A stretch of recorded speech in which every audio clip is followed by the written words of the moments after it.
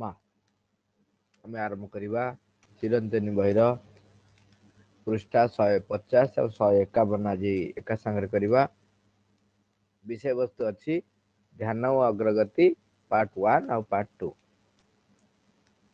ଧ୍ୟାନ ଓ ଅଗ୍ରଗତି ପାର୍ଟ 1 ରେ ରହିଛି। ମା ଲେଖୁଛନ୍ତି, ତୁମେ କେତେ ଘଣ୍ଟା ଧ୍ୟାନରେ କଟାଇଲ ତାହା ତୁମ ଆଧ୍ୟାତ୍ମିକ ଅଗ୍ରଗତିର ପ୍ରମାଣ ନୁହେଁ। ସେତିକି ବେଳେ ତୁମ ଅଗ୍ରଗତିର ପ୍ରମାଣ ମିଳିବ ଯେତେବେଳେ ତୁମକୁ ଆଉ ଧ୍ୟାନ କରିବା ପାଇଁ ପ୍ରଚେଷ୍ଟା କରିବାକୁ ପଡୁନଥିବ। ସେତେବେଳେ ବରଂ ତୁମକୁ ଧ୍ୟାନ ବନ୍ଦ କରିବା ପାଇଁ ପ୍ରଚେଷ୍ଟା କରିବାକୁ ପଡିବ।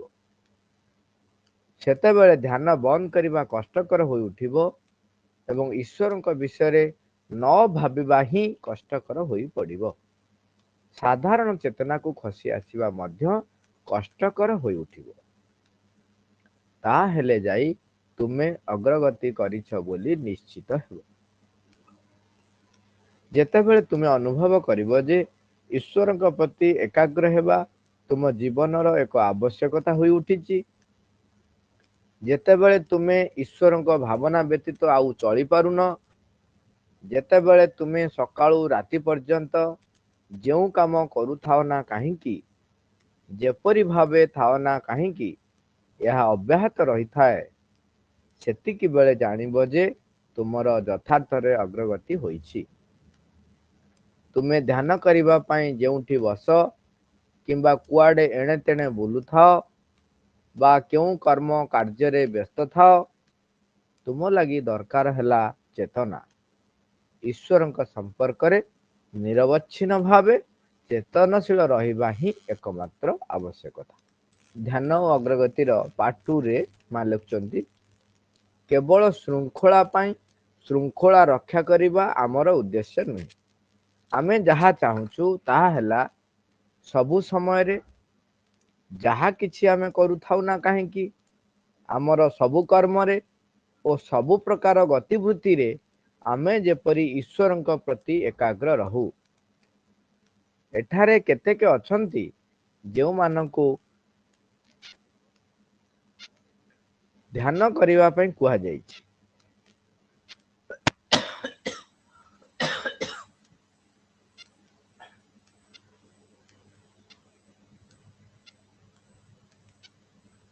ଆଉ କେତେକ ଅଛନ୍ତି ଯେଉଁମାନଙ୍କୁ କୌଣସି ଧ୍ୟାନ କରିବା ପାଇଁ ଆଦୌ କୁହାଯାଏ ନାହିଁ। କିନ୍ତୁ ଏପରି ଭାବିବା ଉଚିତ ନୁହେଁ ଯେ ସେମାନେ ଅଗ୍ରଗତି କରୁନାହାନ୍ତି। ସେମାନେ ମଧ୍ୟ ଗୋଟିଏ ଶୃଙ୍ଖଳା ଅବଲମ୍ବନ କରିଥାନ୍ତି, କିନ୍ତୁ ସେ ଶୃଙ୍ଖଳାର ଧାରା ଅଲଗା। ଭକ୍ତିର ସହିତ ଏବଂ ଆନ୍ତରିକ ଉତ୍ସର୍ଗର ସହିତ ଯଦି ସମସ୍ତ କାର୍ଯ୍ୟ କରାଯାଏ, ତାହା ମଧ୍ୟ ଏକ ଆଧ୍ୟାତ୍ମିକ ଶୃଙ୍ଖଳା। ଆମର ସର୍ବଶେଷ ଲକ୍ଷ୍ୟ ହେଲା ଈଶ୍ୱରଙ୍କ ସହିତ ନିରବଚ୍ଛିନ୍ନ ଭାବେ ମିଳିତ ହୋଇ ରହିବା। କେବଳ ଧ୍ୟାନ ବେଳେ ନୁହେଁ, କିନ୍ତୁ ସମସ୍ତ ପରିସ୍ଥିତିରେ ଏବଂ ସବୁ ପ୍ରକାର ସକ୍ରିୟ ଜୀବନ ଭିତରେ। ଯଦି ଧ୍ୟାନସ୍ଥ ହେବାକୁ ତୁମକୁ ପ୍ରୟାସ କରିବାକୁ ପଡୁଥାଏ, ତାହେଲେ ତୁମେ ଆଧ୍ୟାତ୍ମିକ ଜୀବନରୁ ବହୁ ଦୂରରେ ଅଛ ବୋଲି ବୁଝିବାକୁ ହେବ।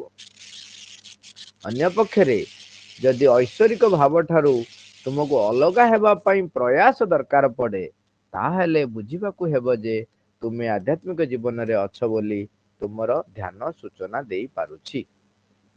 ଧ୍ୟାନ ଓ ଅଗ୍ରଗତି ଯେତେବେଳେ ମା କହିବାକୁ ଆରମ୍ଭ କରୁଛନ୍ତି, ମା ଏଠି ଗୋଟେ କଥା କ୍ଲିୟର କରିଦଉଛନ୍ତି ଯେ ଅଗ୍ରଗତି କହିଲେ କେବଳ ଆଧ୍ୟାତ୍ମିକ ଅଗ୍ରଗତି କଥା ଆମେ ଏଠି କଥା ହଉଛୁ। ଆଧ୍ୟାତ୍ମିକ ଅଗ୍ରଗତି ପୁଣି କଣ ଆମେ ଜାଣିଛନ୍ତି। ଆଧ୍ୟାତ୍ମିକତା ର ଅର୍ଥ ଆମ ଭିତରେ ଆମର ଯୋଉ ଅନ୍ତରାତ୍ମା ରହିଛନ୍ତି, ସିଏ ଏଇ ଜୀବନରେ କେଉଁ କାର୍ଯ୍ୟ କରିବେ, ଭଗବାନଙ୍କୁ କିପରି ଭାବରେ ପ୍ରକାଶ କରିବେ, ସେ ଜିନିଷ ଆମର ମନ ପ୍ରାଣ ଶରୀର ଯେପରି ଅବିକୃତ ଭାବରେ ତାକୁ ପରିପ୍ରକାଶ କରନ୍ତି, ସେଇ ହଉଛି ଆମର ଆଧ୍ୟାତ୍ମିକ ଅଗ୍ରଗତି। ତେଣୁ ଯେତେବେଳେ ଧ୍ୟାନ ଧାରଣା କଥା କୁହାଯାଉଛି, ଯେତେବେଳେ ଆଗରୁ କେବଳ ଭଗବାନଙ୍କ ଚିନ୍ତା ଚେତନାରେ ବୁଡି ରହିବା ପାଇଁ ପ୍ରଚେଷ୍ଟା କରନ୍ତି, ସେମାନେ ଧ୍ୟାନସ୍ଥ ରୁହନ୍ତି। ତେଣୁ ସେମାନେ ଯେତେ ଅଧିକ ସମୟ ଧ୍ୟାନସ୍ଥ ରହିବେ ତାହେଲେ ସେତେ ଅଧିକ ସମୟ ଭଗବତ ଚେତନାରେ ବା ଭଗବାନଙ୍କ ଚିନ୍ତାରେ ଭଗବାନଙ୍କର ସେ ଯୋଉ ଆନନ୍ଦମୟ ସ୍ଥିତିରେ ସେମାନେ ରହିବେ। କିନ୍ତୁ ସେମାନେ ଯେତେବେଳେ ସେ ଧ୍ୟାନସ୍ଥ ଅବସ୍ଥାରୁ ବାହାରକୁ ଆସନ୍ତି ସେତେବେଳେ ପୁଣି ସାଧାରଣ ଚେତନା।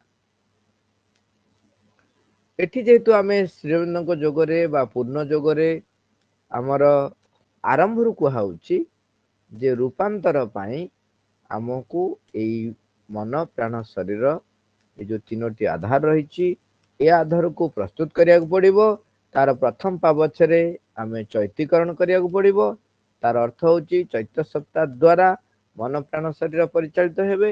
ତାପରେ ଆଧ୍ୟାତ୍ମିକ ବା ଆଧ୍ୟାତ୍ମିକୀକରଣ ହବ। ତାପରେ ରୂପାନ୍ତର ପାଇଁ ସିଏ ପ୍ରସ୍ତୁତ ହେଇଯାଉଛି। ତେଣୁ ଆମେ ଯୋଉ ଧ୍ୟାନ କରୁଛନ୍ତି ସେ ଧ୍ୟାନ ଉଦ୍ଦେଶ୍ୟ ରହିବ ଆଧ୍ୟାତ୍ମିକ ଅଗ୍ରଗତି। ତେବେ ମା ସେଥିପାଇଁ ସ୍ପଷ୍ଟ କରିଦଉଛନ୍ତି ତମେ ଯଦି କେବଳ ନୀରବରେ ଅନେକ ସମୟ ଧରି ଘଣ୍ଟା ଘଣ୍ଟା ଧରି ଧ୍ୟାନରେ ବସୁଛ ମନେ ରଖ ଯେ ସେଇଟା ଆଧ୍ୟାତ୍ମିକ ଅଗ୍ରଗତିର ପ୍ରମାଣ ନୁହଁ। ଯିଏ ଯେତେ ଅଧିକ ସମୟ ଧ୍ୟାନ କରିପାରୁଛି ତାର ସେତେ ଅଗ୍ରଗତି ହେଇଛି ଏ ଧାରଣା କର ନାହିଁ। ମା କହୁଛି କେତେବେଳେ ତା ଜାଣିବ ନା ତୁମର ଅଗ୍ରଗତିର ପ୍ରମାଣ ମିଳିବ ଯେତେବେଳେ ତୁମକୁ ଆଉ ଧ୍ୟାନ କରିବା ପାଇଁ ପ୍ରଚେଷ୍ଟା କରିବାକୁ ପଡୁନଥିବ। ତାମାନେ ଯୋଉ ଧ୍ୟାୟ ବସ୍ତୁ ଆମେ ମାଙ୍କ ଉପରେ ମାନେ ଧ୍ୟାନ କରୁଛନ୍ତି ବା ମାଙ୍କୁ ଆମର ଧ୍ୟେୟ ରୂପେ ଗ୍ରହଣ କରିଛନ୍ତି। ବର୍ତ୍ତମାନ ଯେତେବେଳେ ମୁଁ କଥା କହୁଛି ଯେତେବେଳେ ମୁଁ କାମ କରୁଛି ସେତେବେଳେ ମା ମୋର ଧ୍ୟାନରେ ବା ମୋର କାର୍ଯ୍ୟ ଭିତରେ ବି ମୋ ଭାବନାରେ ମୋର ଧାରଣାରେ ମୋର ସଚେତନ ଭାବରେ ସେ ମୋ ସହିତ ଅଛନ୍ତି। ସେଇଥିରେ ରହିକରି ମୁଁ ଯଦି କାମ କରିପାରୁଛି ତାମାନେ ସିଏ ମୋ ସହିତ ଅଛନ୍ତି ବା ମୁଁ ତାଙ୍କ ଚେତନାରେ ରହି କାର୍ଯ୍ୟ କରୁଛି। କେତେବେଳେ ଜଣେ ଥରେ କହିଲେ ଆଉ ଯେ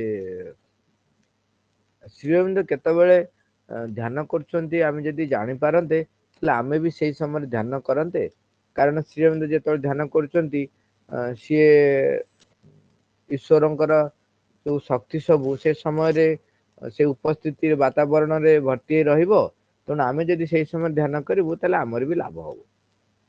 ସେଠୁ ମା ହସିଲେ।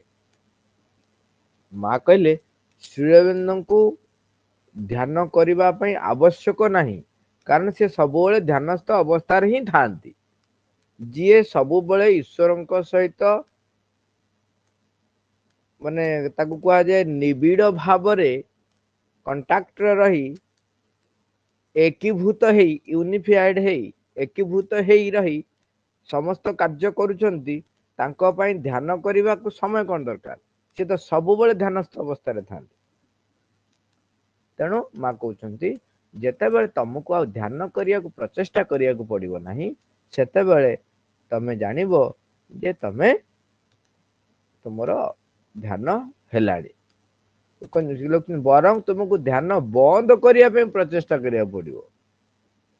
ଆଉ ଏମିତି ଏକ ଅବସ୍ଥା ଆସିବ ଯେ ତମେ ସବୁବେଳେ ଧ୍ୟାନସ୍ଥ ଅବସ୍ଥାରେ ରହୁଥିବ ତାହେଲେ ତମକୁ ଧ୍ୟାନ ବନ୍ଦ କରିବାକୁ ପଡିବ। ବନ୍ଦ କରିବାକୁ ପ୍ରଚେଷ୍ଟା କରିବାକୁ ପଡିବ। ଆହୁରି ସେତେବେଳେ ଧ୍ୟାନ ବନ୍ଦ କରିବା କଷ୍ଟକର ହୋଇ ଉଠିବ ଏବଂ ଈଶ୍ୱରଙ୍କ ବିଷୟରେ ନ ଭାବିବା ହିଁ କଷ୍ଟକର ହୋଇ ପଡିବ। ସାଧାରଣ ଚେତନାକୁ ଖସି ଆସିବା ମଧ୍ୟ କଷ୍ଟକର ହୋଇ ଉଠିବ। ବର୍ତ୍ତମାନ ଆମେ ଚେଷ୍ଟା କରି ଈଶ୍ୱରଙ୍କ ବିଷୟରେ ଭାବୁଛନ୍ତି ନହେଲେ ସବୁ ସମୟରେ ଆମେ ସାଧାରଣ ଚେତନାରେ ରହୁଛନ୍ତି। କଥା ଟିକେ ଶୁଣିଲେ ବର୍ତ୍ତମାନ ପାର୍ଶ୍ଵରେ ଶୁଣୁଛନ୍ତି ତେଣୁ ମାଙ୍କ କଥା ମନେ ପଡୁଛି କିନ୍ତୁ ଯେତେବେଳେ ପାଠ୍ୟକ୍ରମ ସରିଯାଉଛି ପୁଣି ମୋର ମାଙ୍କ କଥା ଭୁଲି ଯାଉଛି ଅନ୍ୟ ସାଧାରଣ ଚେତନା ରହି ମୁଁ କାର୍ଯ୍ୟ କରୁଛି। କିନ୍ତୁ ଯେତେବେଳେ ସେଇଠୁ ଫେରି ଆସିବା ପାଇଁ ମତେ କଷ୍ଟ ଲାଗିବ ତାହେଲେ ମୁଁ ସବୁବେଳେ ମାଙ୍କ ଚେତନାରେ ରହୁଥିବି ତାହେଲେ ଜାଣିବ ଯେ ତୁମେ ଅଗ୍ରଗତି କରିଛ। ଲେଖୁଛନ୍ତି ମା ସେଠି ତାହେଲେ ଯାଇ ତୁମେ ଅଗ୍ରଗତି କରିଛ ବୋଲି ନିଶ୍ଚିତ ହେବ। ଯେତେବେଳେ ତୁମେ ଅନୁଭବ କରିବ ଯେ ଈଶ୍ୱରଙ୍କ ପ୍ରତି ଏକାଗ୍ର ହେବା ତୁମ ଜୀବନରେ ଏକ ଆବଶ୍ୟକତା ହୋଇ ଉଠିଛି ଯେତେବେଳେ ତୁମେ ଈଶ୍ୱରଙ୍କ ଭାବନା ବ୍ୟତୀତ ଆଉ ଚଳି ପାରୁନ, ଯେତେବେଳେ ତୁମେ ସକାଳୁ ରାତି ପର୍ଯ୍ୟନ୍ତ ଯେଉଁ କାମ କରୁଥାଉ ନା କାହିଁକି, ଯେପରି ଭାବେ ଥାଉ ନା କାହିଁକି, ଏହା ଅବ୍ୟାହତ ରହିଥାଏ, ମାନେ ନିରନ୍ତର ଥାଏ, ସେତିକି ବେଳେ ଜାଣିବ ଯେ ତୁମର ଯଥାର୍ଥରେ ଅଗ୍ରଗତି ହୋଇଛି। ମୁଁ ଯୋଉ କାମ କରେ ନା କାହିଁକି, ଯୋଉଠି ଥାଏ ନା କାହିଁକି, ନିଶ୍ୱାସ ପ୍ରଶ୍ୱାସ ଚାଲୁଛି ନା ଚାଲୁନି? ଚାଲୁଛି। ପ୍ରଶ୍ୱାସ ଯାଉଛି, ଆମେ ନିଶ୍ୱାସ ଛାଡୁଛନ୍ତି। ଆମ ଶରୀର ଭିତରେ ଯାବତୀୟ କର୍ମ ଚାଲିଛି,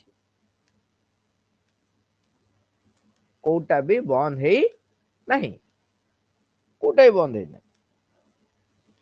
ପ୍ରଶ୍ୱାସ ନିଶ୍ୱାସରେ ଆମେ ଯେମିତି ବାୟୁ ଗ୍ରହଣ କରୁଛନ୍ତି, ସେମିତି ଈଶ୍ୱର ଆମର ସେଇଭଳି ଅପରିହାର୍ଯ୍ୟ ଆବଶ୍ୟକତା ହୋଇ ଉଠିବେ।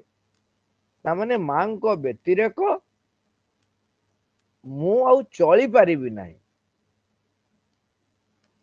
ବର୍ତ୍ତମାନ ଆମେ ସବୁବେଳେ ଗୋଟେ ଅଭ୍ୟାସ କରିବା ପାଇଁ ସଂକଳ୍ପ କରିଥିଲେ ଯେ ଯୋଉ ବ୍ୟକ୍ତିକୁ ବି ଆମେ ସକାଳୁ ଦେଖୁଛନ୍ତି, ସିଏ ବୟସରେ କଣ ସାନ ସାଙ୍ଗ ବଡ କଣ ଯାଏ ଆସେ ନାହିଁ, ସମସ୍ତଙ୍କ ଭିତରେ ଯେହେତୁ ମା ରହିଛନ୍ତି, ଯେତେବେଳେ ପ୍ରଥମ ସାକ୍ଷାତ ଆପଣ କରୁଛନ୍ତି, ଆପଣ ତାଙ୍କ ଭିତରେ ମାଙ୍କୁ ଅନୁଭବ କରି, ମାଙ୍କୁ ଯଦି ଅନୁଭବ ନ କରି ପାରୁଛନ୍ତି, ଭାବନାରେ ରଖି ତାଙ୍କୁ ପ୍ରଣାମ କରିବେ, ହାତ ଯୋଡି ପ୍ରଣାମ କରିବେ।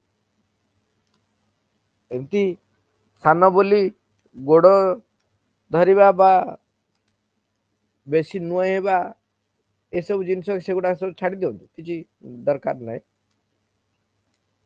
ହୃଦୟରୁ ଏହା ଅନୁଭବ କରିବେ ଯେ ମୋ ସମ୍ମୁଖରେ ଯୋଉ ବ୍ୟକ୍ତିଟି ଠିଆ ହେଇଛନ୍ତି, ତାଙ୍କ ଭିତରେ ମା ଅଛନ୍ତି, ତାଙ୍କୁ ଅଭିବାଦନ କରିବେ, ପ୍ରଣାମ କରିବେ।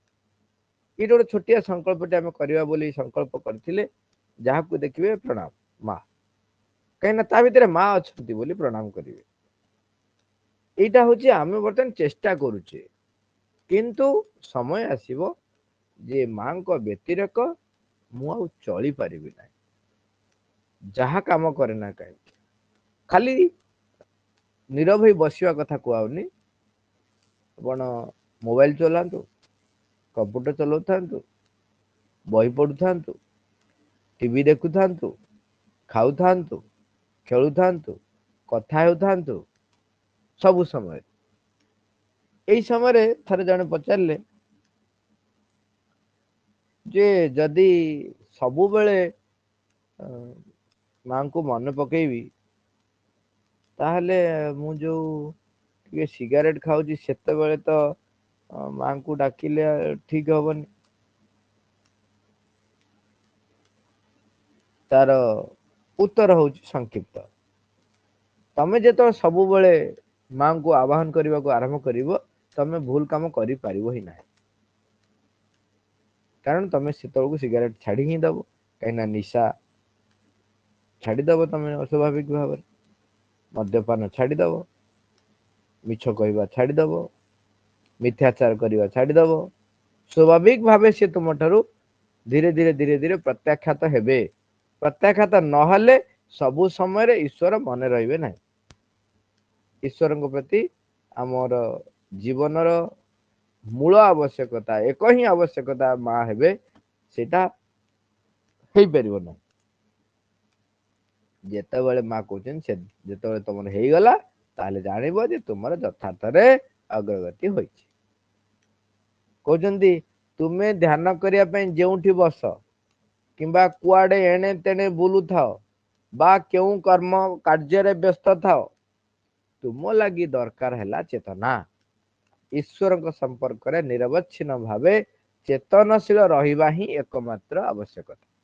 କାଲି ଯୋଉ ଚେତନାର ପ୍ରଶ୍ନ ପଚାରୁଥିଲେ, ଚେତନା କହିଲେ କଣ ବୁଝୁ, ମା ଅତି ସରଳ ଭାବରେ କହୁଛନ୍ତି ଈଶ୍ୱରଙ୍କ ସମ୍ପର୍କରେ ନିରବଚ୍ଛିନ୍ନ ଭାବେ ଚେତନଶୀଳ ରହିବା ହିଁ ଏକମାତ୍ର ଆବଶ୍ୟକତା। ତାମାନେ ତୁମେ ଚେତନା ଯୋଉ କହୁଛ, ଈଶ୍ୱରଙ୍କ ସମ୍ପର୍କରେ ନିରବଚ୍ଛିନ୍ନ ଭାବେ ଚେତନଶୀଳ ରହିବା। ସେଥିପାଇଁ ଆମେ କାଲି କଥା ହଉଥିଲେ ଯେ तांकु जानिबा तांकु चिन्हिबा तांको सहित संपर्क जेपरि निरवच्छिन्न रहिबो से जो प्रयास आम करिबा से ही आमर चेतनार अग्रगति गोटे गोटे कवच ईश्वर को जानिबा एवं ईश्वर को परिप्रकाश करिबा ये होची चेतनार मुख्य कार्य आपण एठी ध्यानस्थ रहउतांतु नाच भी करूथांतु जे कोनसी कार्य करूथ ना कहीं एठी ओडिसी नाचर फोटोटी मु आनिछि काहे कि मन पकेबा आश्रम जने साधिका सेतबेले माँ जेतबेले थिले माँ को आगरे अभिनय सब हुए जेतबेले किछि प्रोग्राम हुए सब माँ से निजे साक्षात उपस्थित थांती आश्रम थिएटर हॉल ले भी जेतबेले थिएटर रे से माने किछि रोल प्ले करथिले माँ से बसी देखंती जनकर थरे रोल पड़ला महाकाली रोल सी माँ को जे प्रार्थना कर माँ केमती मु करबी एटा मु कर परिबिनी आपणकर ए महाकाली रोल मो द्वारा हे परिबो माँ कहते आस्पृह कर आउ सब काम मु करी तू आस्पृह कर जे मु चाहूची माँ तुम्हें मो भीतर थाई तुम मो भीतर परिप्रकाश हो से कथा मु करी तू खाली आस्पृह कर आस्पायर आस्पायर से केवल खाली माँ को डाकिया छड़ा तांकर भीतर किछि रहलानी जेतेबेले तांकर पार्टटा आसी पहुंचिला से आसिले देखिले माँ बसचंती से पर्यंत भी जमती केमती करी से भावनार से रही किंतु माँ को निबिड़ भाव में प्रार्थना करते माँ कहते आसपे से माँ को प्रणाम कले बस सेति तापरे कौन है से जानना प्रोग्राम सरीगला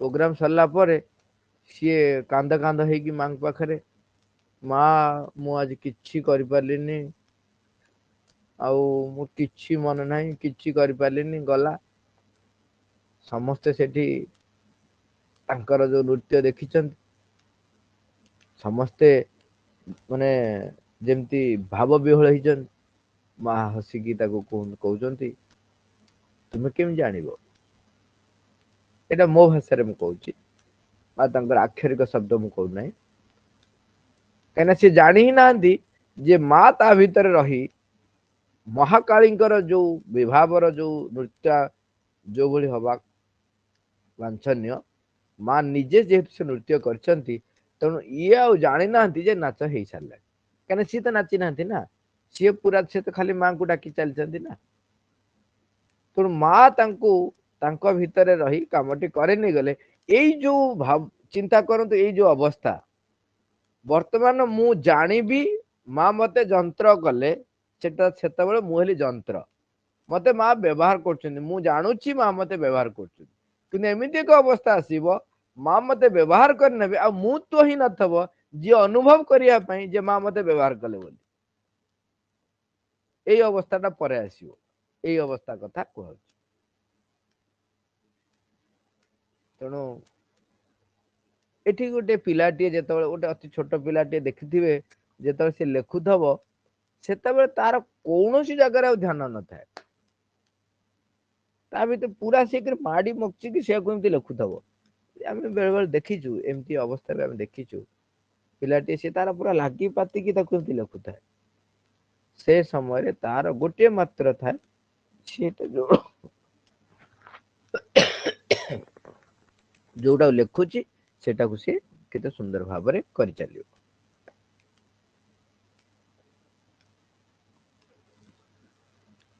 जहाँ भी करथाउ ना कहीं कि गोटे चित्र रही काम करंतु ध्यान को बसी थांतु किंतु ईश्वर संपर्क रे निरवच्छिन्न चेतनशील रहिबा मां सहित संपर्कभूत रही मां चेतना रही आम सब कार्य कर ध्यान अग्रगतिर पार्ट 2 रे मां लिखुंती केवल श्रृंखला श्रृंखला रक्षा करने आमर उद्देश्य नुहे आमे जहा चाहूछु ताहला सबु समय रे जहा किछि आमे करूथाउ ना काहे कि हमर सबु कर्म रे सबु प्रकार गतिविधि रे आमे जेपरि ईश्वरଙ୍କ प्रति एकाग्र रह खाली discipline for the sake of discipline नो जेमती नैतिकतार ई होची नैतिकतार लोक माने कोन करंती केवल डिसिप्लिन रे सेक ऑफ डिसिप्लिन करंती ता भितरे भाव रहिबा तांकर आवश्यक नै भाव ता थाउ बा न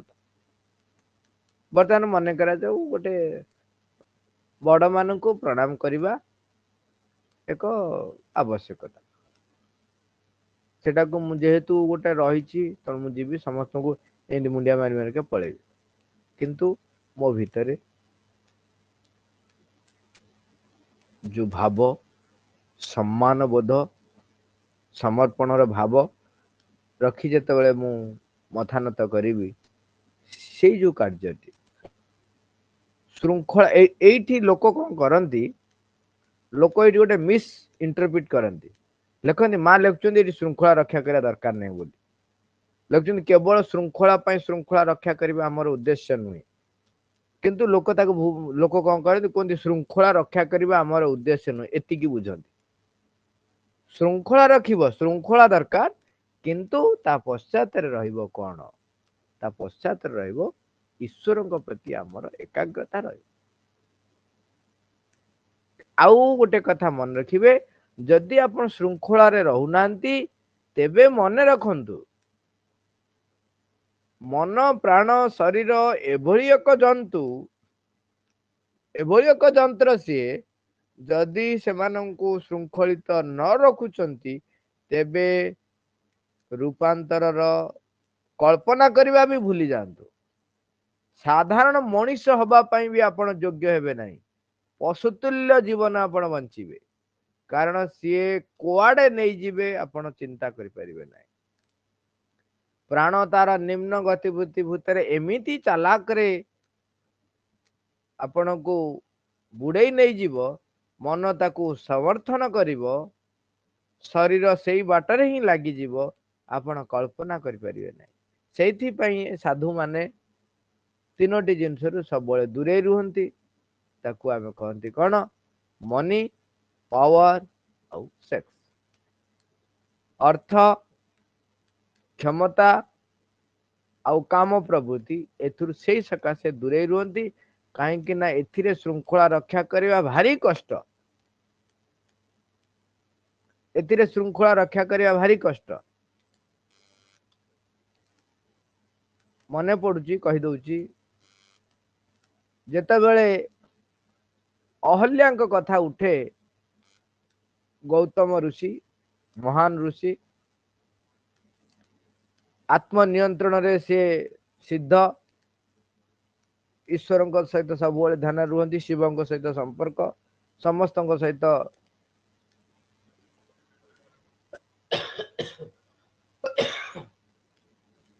समस्त सहित निरंतर तांकर संपर्क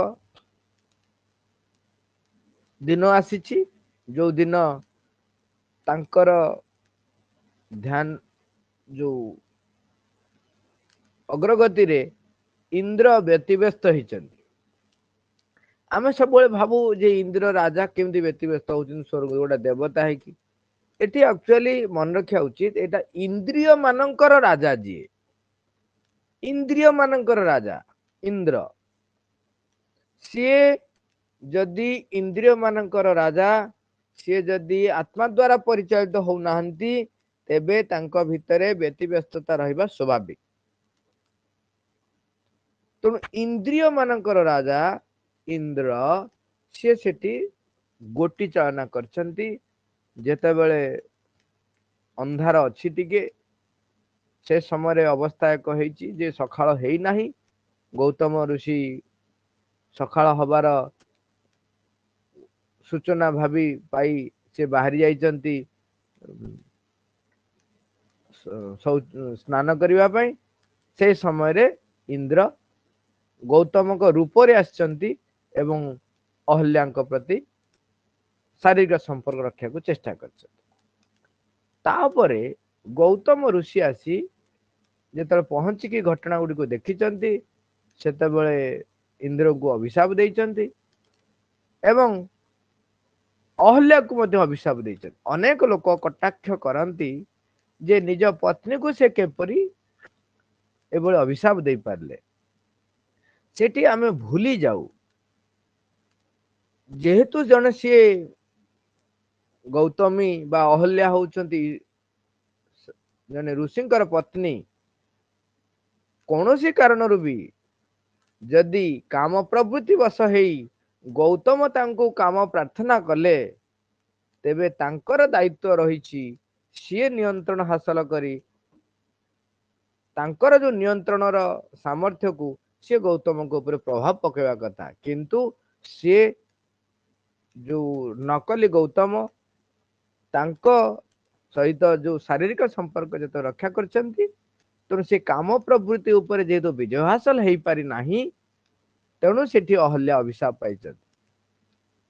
ସେ କହୁଛନ୍ତି, ତେଣୁ ଏଠି ଆମେ ଗୋଟେ ସିମ୍ବଲିକ ମନେ ରଖିବା ଉଚିତ, କାମ ପ୍ରବୃତ୍ତି ଉପରେ, ଅର୍ଥ ଉପରେ, କ୍ଷମତା ଉପରେ ଯେ ପର୍ଯ୍ୟନ୍ତ ଈଶ୍ୱରଙ୍କର ବା ମାଙ୍କର ରାଜତ୍ୱ ପ୍ରତିଷ୍ଠିତ ନ ହେଇଛି, ଯେ ପର୍ଯ୍ୟନ୍ତ ତା ଉପରେ ବିଜୟ ହାସଲ ନ ହେଇଛି, ସେ ପର୍ଯ୍ୟନ୍ତ ରୂପାନ୍ତର ସମ୍ଭବ ହେଇପାରୁନାହିଁ। ତେଣୁ ଆମେ ଶୃଙ୍ଖଳା ଏଇ କ୍ଷେତ୍ରରେ ନିହାତି ଦରକାର। ଏ ତିନୋଟି କ୍ଷେତ୍ରରେ ନିହାତି ଦରକାର।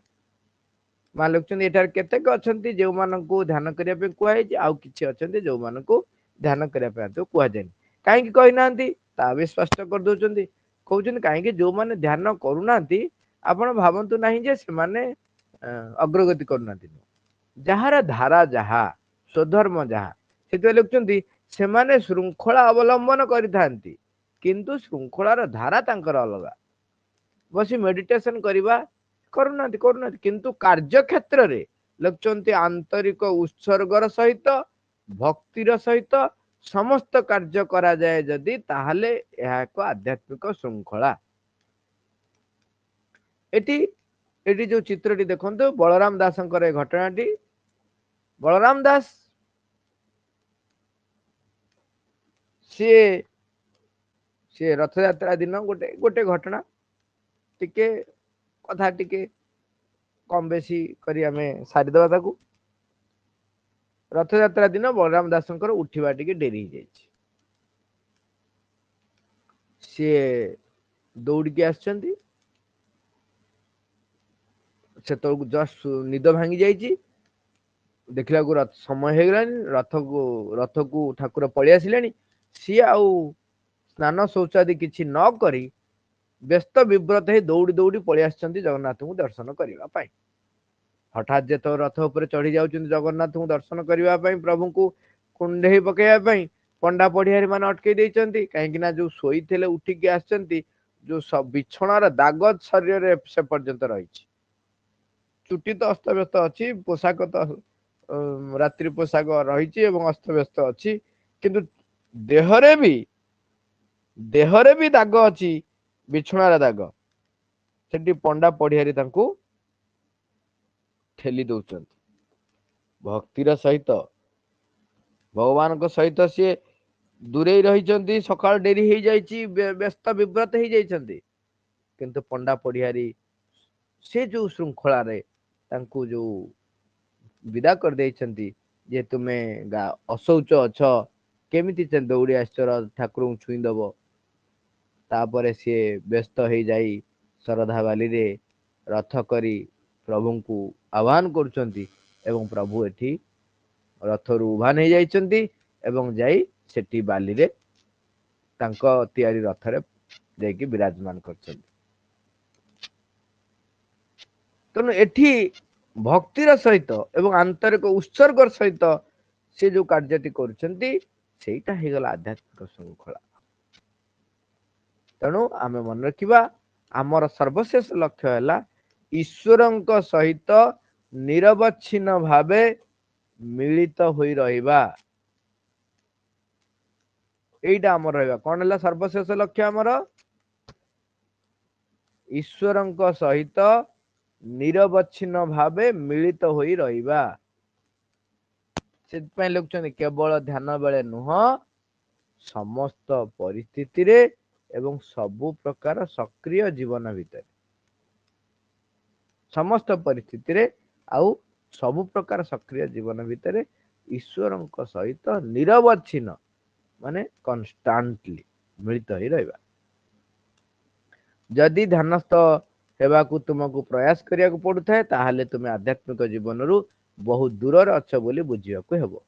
ଅନ୍ୟ ପକ୍ଷରେ ଯଦି ଐଶ୍ୱରିକ ଭାବ ଠାରୁ ତୁମକୁ ଅଲଗା ହେବା ପାଇଁ ପ୍ରୟାସ ଦରକାର ପଡେ, ତାହେଲେ ବୁଝିବାକୁ ହେବ ଯେ ତୁମେ ଆଧ୍ୟାତ୍ମିକ ଜୀବନରେ ଅଛ ବୋଲି ତୁମର ଧ୍ୟାନ ସୂଚନା ଦେଇପାରୁଛି।